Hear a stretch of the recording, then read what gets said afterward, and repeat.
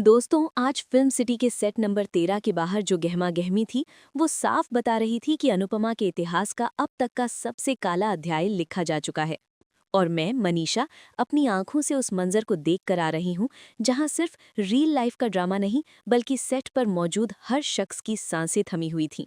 आज मनीषा रिव्यू पर जिस खबर का विश्लेषण मैं करने जा रही हूँ वो कहानी को पूरी तरह पलट कर रख देगी।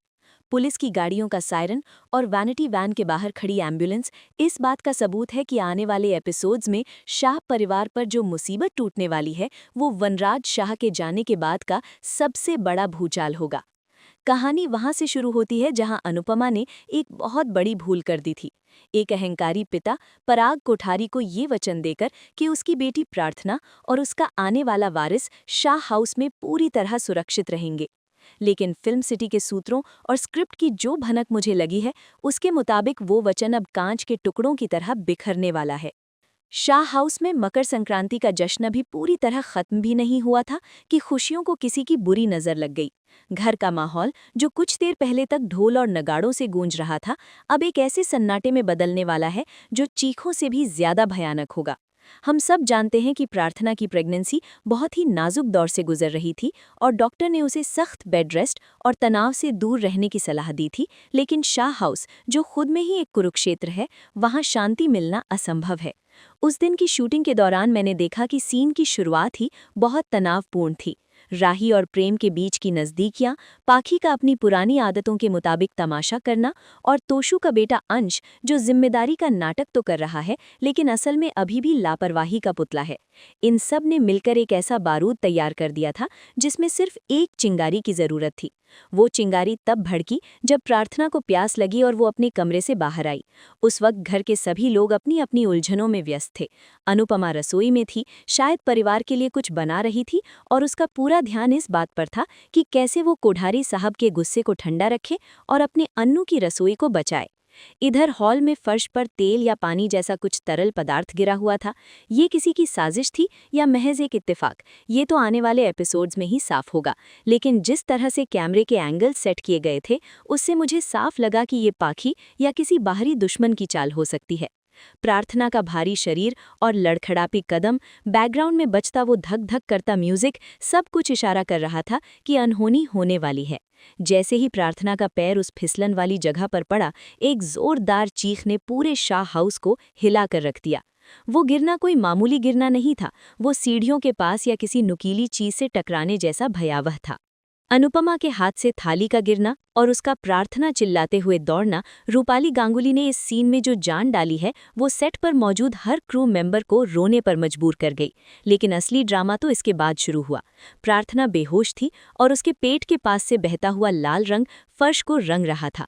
ये वो दृश्य था जिसे देखकर अनुपमा की रूह कांप गई होगी, क्योंकि उसे उसी पल पराग कोठारी का वो चेहरा याद आ गया होगा जब उसने उंगली उठाकर कहा था कि अगर मेरी बेटी या मेरे नाती को एक खरोंच भी आई तो मैं शाह परिवार का नामो निशान मिटा दूंगा। आनन भानन में एम्बुलेंस बुलाई गई। अंश का चेहरा फक पड़ चुका था। राही और प्रेम समझ नहीं पा रहे थे कि वे कोठारी को क्या जवाब देंगे। अस्पताल के गलियारे में जो सीन शूट हुआ वो रोंगटे खड़े करने वाला था। डॉक्टर का बाहर आना और ना में सिर हिलाना, मिसकैरेज। कोठारी खानदान का वारिस दुनिया में आने से पहले ही चला गया। ये खबर जंगल की आग की तरह फैली और इससे पहले कि अनुपमा खुद को संभाल पाती या प्रार्थना को होश आता, अस्पताल के बाहर पुलिस की गाड़ियों का ताफिला रुक गया। मैंने सेट पर देखा कि पराग कोठारी का किरदार निभाने वाले अभिनेता का मेकअप और गेटअप इतना खूंखार था कि लग रहा था कि आज वो किसी को कच्चा चबा जाएंगे। वो अकेले नहीं आए थे, उनके साथ शहर के सबसे बड़े वकील और पुलिस कमिश्नर थे। अनुपमा अभी भी प्रार्थना के वार्ड के बाहर हाथ जोड़े खड़ी थी, उसकी आंखों में आंसू थे। वो भगवान से प्रार्थना कर रही थी कि काश ये सब झूठ हो। लेकिन पराग कोठारी ने आते ही जो किया, उसने मनीषा रिव्यू के इस वीडियो को बनाने पर मजबूर कर दिया। उन्होंने अनुपमा को देखते ही ना तो रोना शुरू किया, ना चिल्लाए, बस एक ठंडी और क्रूर आवाज में पुलिस अफसर से कहा, गिरफ्तार कीजिए इस औरत को, इसने मेरे वारिस का कत्ल किया है। पुलिस का अनुपमा की ओर बढ़ना और राही का बीच में आकर ढाल बनना, ये सब देखने बहुत इमोशनल था। राही जो कल तक अनुपमा से नफरत करती थी, आज उसे बचाने के लिए पुलिस के सामने खड़ी हो गई थी। आप मेरी माँ को हाथ नहीं लगा सकते। राही की ये दहाड़ पुलिस को एक पल के लिए रोक तो सकती थी, लेकिन पराग कोठारी के पास लापरवाही से मौत और बच्चे की हत्या की साजिश जैसे संगीन आरोप थे। अनुपमा ने राही को पीछे किया। उसकी आंखों में एक अजीब सा सूनापन था। उसने शायद मान ही लिया था कि ये उसकी गलती है। वो सुपर वुमन जो दुनिया की सारी मुसीबतों से लड़ लेती है, आज अपनी जिम्मेदारी के बोझ तले दब गई थी। उसने पराग कोठारी की आंखों में देखा और कहा, मैं आपकी गुनहगार हूं। ये डायलॉग नहीं, बल्कि एक आत्मसमर्पण था। अनुपमा के हाथों में हथकड़ी लगते देखना दर्शकों के लिए दिल तोड़ने जैसा होगा। वो औरत जिसने हमेशा दूसरों को जोड़ा, आज उसे मुजरिम की तरह ले जाया जा रहा था। अंश कोने में खड़ा कांप रहा था। उसे पता था कि गलती उसकी थी। उसने वो पानी नहीं पोंछा था या उसने प्रार्थना का ध्यान नहीं रखा था, लेकिन डर के मारे उसकी जुबान नहीं खुली। यही वो पल है जो अनुपमा के चरित्र को महान बनाता है। उसने एक बार भी मुड़कर अंश या घर के किसी सदस्य पर इल्जाम नहीं लगाया। पुलिस वैन में बैठते वक्त अनुपमा की नज़रें सिर्फ प्रेम और राही पर थी, जैसे वो कह रही हूं कि अब सब कुछ तुम्हें संभालना है। फिल्म सिटी में उस वक्त पिन ड्रॉप साइलेंस था। डायरेक्टर के कट बोलने के बाद भी सेट पर कोई कुछ नहीं बोला। ये गिरफ्तारी सिर्फ अनुपमा की नहीं थी, बल्कि शाह परिवार की उस उम्मीद की गिरफ्तारी थी जो उन्हें लगा था कि अच्छे दिन आने वाले हैं। जेल का वो सीन भी शूट किया गया है जहां अनुपमा सलाखों के पीछे बैठी है, बिल्कुल वैसे ही जैसे कभी वनराज या पारितोष हुआ करते थे। लेकिन फर्क ये है कि अनुपमा की आंखों में शर्म नहीं, बल्कि एक गहरा गहरा दुख है, एक नन्ही जान को न बचा पाने का दुख। लेकिन कहानी यहाँ खत्म नहीं होती दोस्तों। मनीषा रिव्यू को मिली जानकारी के मुताबिक ये तो बस पराग कोठारी के बदले की शुरुआत है। उसका मकसद सिर्फ अनुपमा को जेल भेजना नहीं है, बल्कि अन्नू की रसोई को बुलडोजर से रौंदना और शाह हाउस को नीलाम करवाना है। और सबसे बड़ी बात, मुझे पता चला है कि इस एक्सीडेंट के पीछे गौतम का भी कोई बहुत बड़ा हाथ हो सकता है, जो कोठारी की जायदाद का अकेला वारिस बनना चाहता था। क्या अनुपमा जेल के अंदर से इस साजिश का पर्दाफाश कर पाएगी, या फिर राही को अपनी मां को बचाने के लिए कोठारी हाउस में एक खतरनाक खेल खेलना पड़ेगा? पुलिस की जीप के धुएं और सायरन की गूंज के साथ अनुपमा का शाह हाउस से जाना एक ऐसा मंजर था जिसने वहां खड़े हर शख्स की रीढ़ की हड्डी में सिहरन पैदा कर दी थी। लेकिन जैसा कि मनीषा ने फिल्म सिटी में अपनी आंखों से देखा, असली तूफान तो अनुपमा के जाने के बाद शुरू हुआ। सेट पर मौजूद खामोशी को चीरते हुए बा की आवाज़ गूंजी, जो फर्श पर बैठकर अपनी छाती पीट रही थी, मेरी अनुपमा चली गई। लेकिन इस बार दर्शकों को बा पर तरस नहीं, बल्कि गुस्सा आने वाला है, क्योंकि जब अनुपमा को घसीटा जा रहा था तब बा ने एक शब्द भी पराग कोठारी के खिलाफ नहीं बोला। कैमरा पैन करके जब अंश के चेहरे पर जूम हुआ तो वहां दुख से ज्यादा खौफ था। मैंने वहां खड़े होकर साफ महसूस किया कि स्क्रिप्ट राइटर ने अंश के किरदार को बिल्कुल उसके पिता तोशु के नक्शे कदम पर डाल दिया है। वो जानता था कि फर्श पर वो पानी या तेल उसी के गलती से गिरा था जब वो अपने दोस्तों के साथ फोन पर बात करते हुए लापरवाही से वहां से गुजरा था। लेकिन अपनी दादी को जेल जाते देख उसकी हिम्मत जवाब दे गई। किंजल, जो हमेशा अनुपमा की ढाल रही है, आज अपनी ही ममता और नैतिकता के बीच फंसी नजर आई।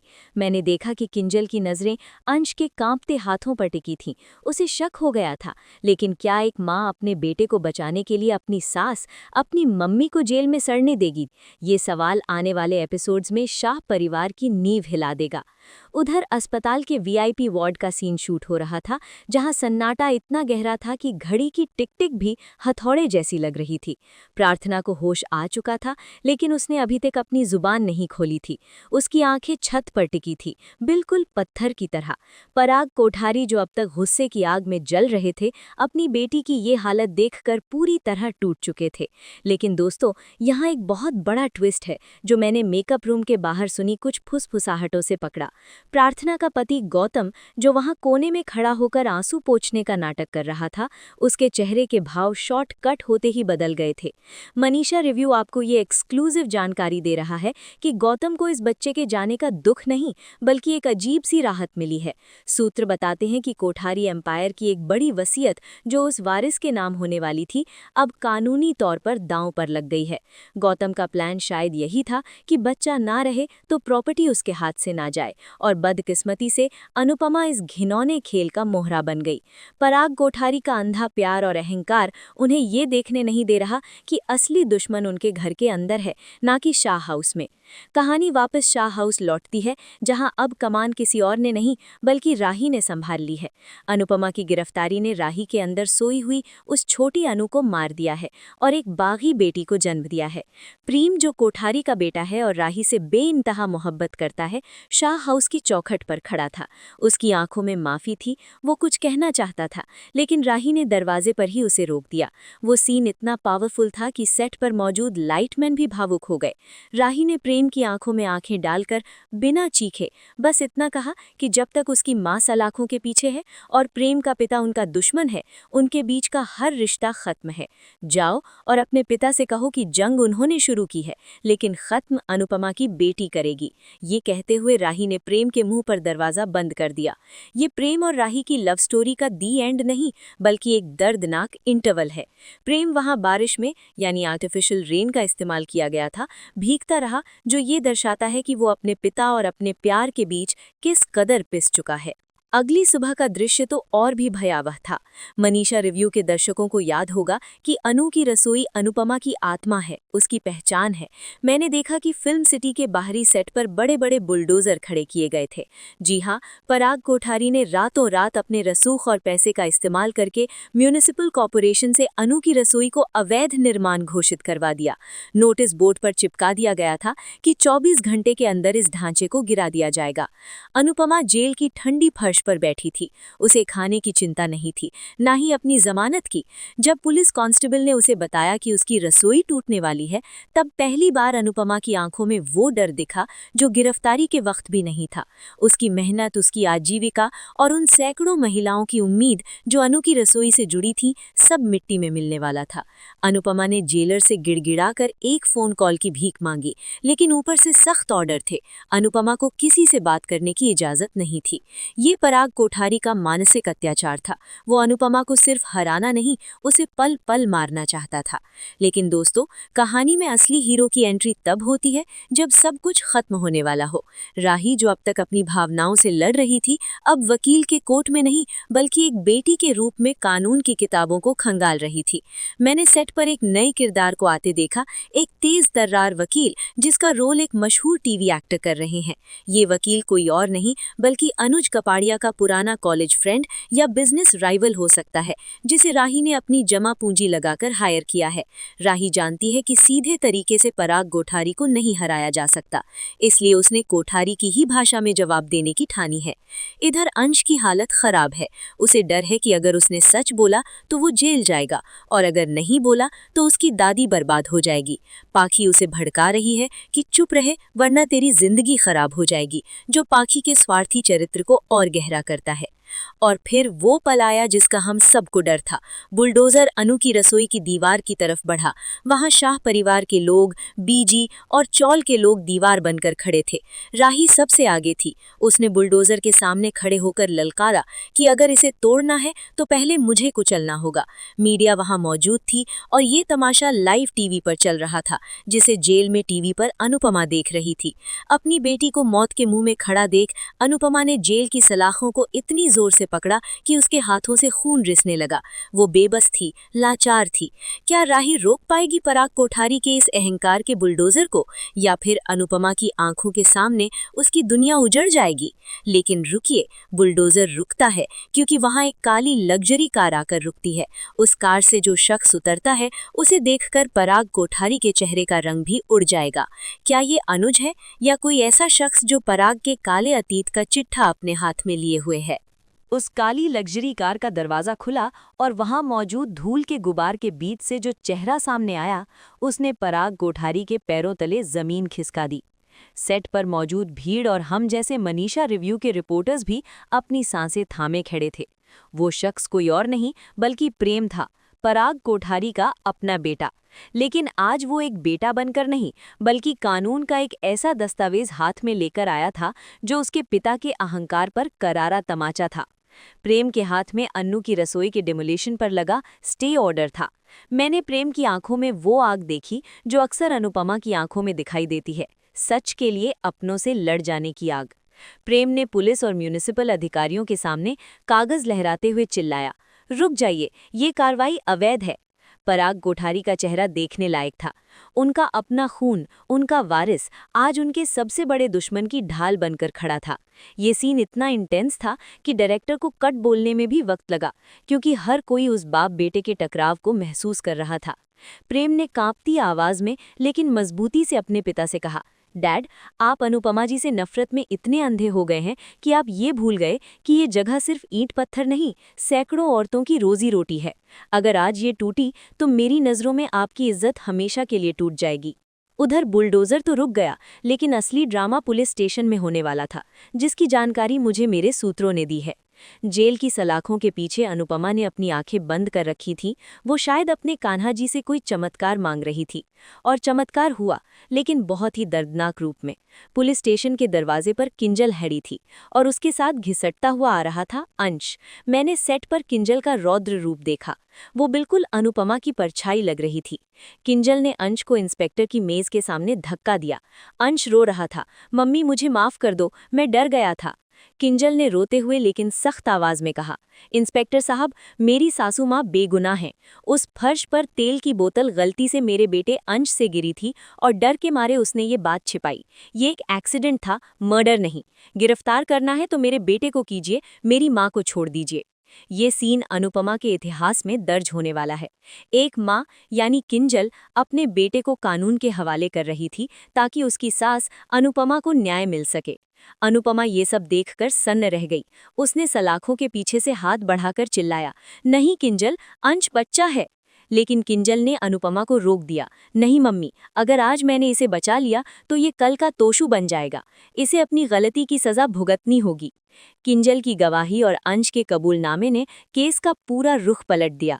पराग कोठारी के वकीलों की सारी दलीलें धरी की धरी रह गईं। चूंकि ये जानबूझकर किया गया हमला नहीं, बल्कि एक लापरवाही थी और आरोपी एक नाबालिग या युवा था जिसने अपनी गलती मान ली थी, पुलिस को अनुपमा को जमानत देनी पड़ी। अंश को जुवेनाइल जस्टिस बोर्ड के सामने पेश होने की चेतावनी देकर छोड़ दिया गया, लेकिन उसका असली दंड वो शर्मिंदगी थी जो उसे अपनी दादी की आंखों में देखनी पड़ रही थी। अनुपमा के जेल से बाहर आते ही जो सीन शूट हुआ वो बहुत इमोशनल था। वो बाहर आई, लेकिन उसकी नजरें झुकी हुई थीं। उसने अंश को गले नहीं लगाया, बस उसके सिर पर हाथ रखकर कहा, सच बोलने में देर कर दी बेटा, लेकिन बोल दिया यही बहुत है। ये अनुपमा की जीत थी, लेकिन एक बहुत बड़ी कीमत चुकाने के बाद। पराग कोठारी दूर खड़े ये सब देख रहे थे। उनकी हार हुई थी, लेकिन उनकी आंखों में प्रतिशोध की ज्वाला अब और भी भड़क उठी थी।